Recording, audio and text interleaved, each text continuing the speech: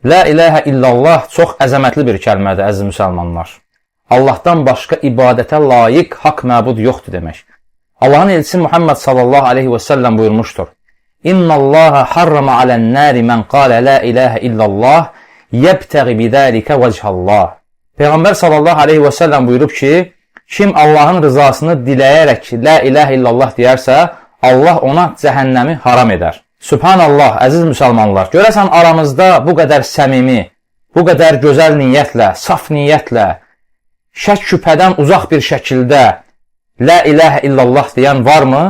Və elə bir insan varmı ki, bunu təmiz niyyətlə desin, bu qədər qəlbində əzəmətli bir şəkildə desin və Allah onu cəhənnəm odundan xilas eləməsin. Deməli, bu kəlməni bu qədər böyük, əzəmətli bir şəkildə demək lazımdır.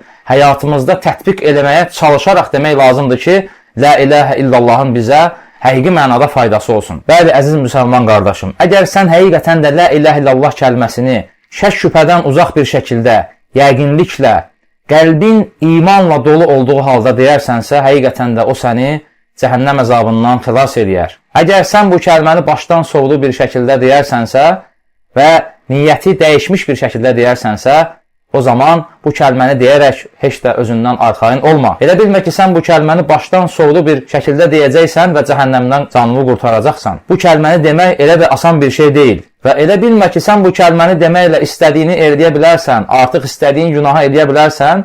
Əgər elə düşünürsən, bil ki, artıq sən niyyətini pozmusan. Dediyimiz kimi, insan la ilahə illallah deməklə onu öz həyatında yaşamağa çalışmalıdır.